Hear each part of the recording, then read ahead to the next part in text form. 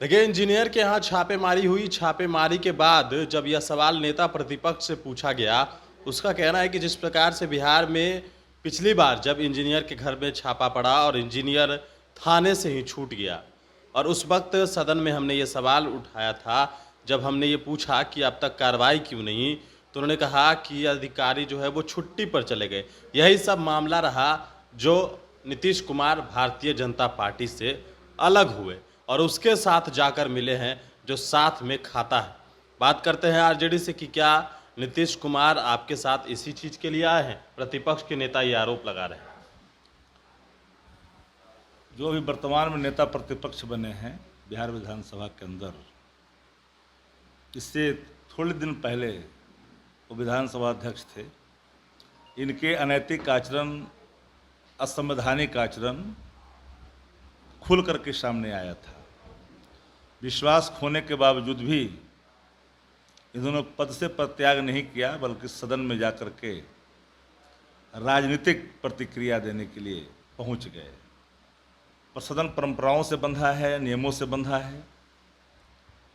जिस समय की बात ये इंजीनियर की कह रहे हैं, दरभंगा के इंजीनियर के संदर्भ में कह रहे हैं, मैं आपको खुल के बताता हूं कि इनके ही सरकार, इन भाजपा कोटे के मंत्री ने इनके ही बयान को खंडित करते हुए उसका समर्थन किया था, जो आज वह भी नेता प्रतिपक्ष है।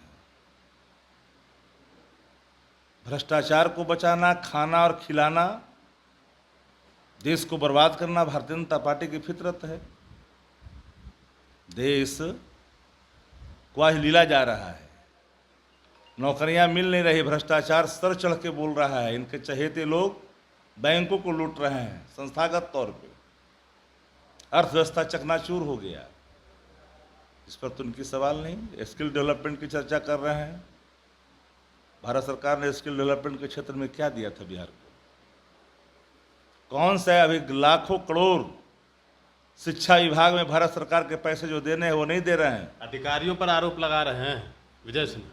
हम तो कह रहे हैं ना कि अधिकारी के पोषक थे, कल तक गुणगान कर रहे थे, ये अपनी राजनीति सिद्ध कर रहे थे उस समय तक जब सत्ता के सानिध्य में थे। 17 वर्षों तक तो उन्हीं के साथ रहे। ये 17 वर्षों के नैसर्गिक संबंधों की दुहाई देते थे। फलाफल क्या? सत्ता जाने के बाद जो इनके अंदर मलाल उत्पन्न हुआ है, इनके अंदर जो विधवा विलाप की शक्ति बढ़ी है, इस बात का प्रमाण है कि सत्ता के बिना ही रह ही नहीं सकते।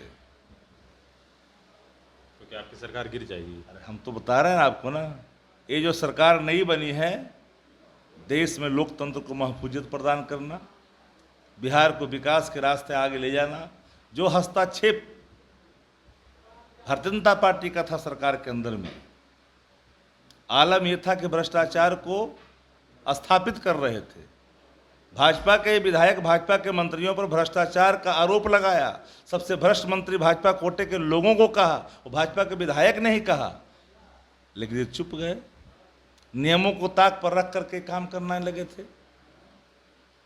आखिरकार जो वर्तमान नई सरकार है, जनता की उम्मीदों पर बनी है, उनके आकांक्षाओं की आपूर्ति के लिए बनी है।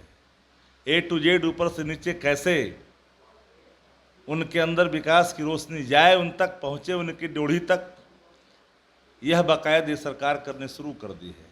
तब तो रोजगार और नौकरी की बात गांधी मैदान से हुई। अब पहला रोजगार, पहला नियुक्ति पत्र भाजपा के ही को ही मिला, सुशील कुमार मोदी जी को मिला।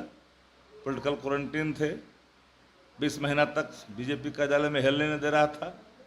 अब थोड़ा उनको रोजगार, चूँकि भाजपा जब मिटेगी बिहार के अंदर, तो सुशील कुमार मोदी जी की प्रासंगिकता बढ़ेगी। सुशील कुमार मोदी खुद चाहते हैं कि भाजपा विलीन हो जाए बिहार के अंदर में। कई भाजपा में ऊपर से लेकर नीचे तक नेता ऐसे हैं जो वर्तमान सरकार से, देश के अधिनायकवाद से तंग आ चुके हैं।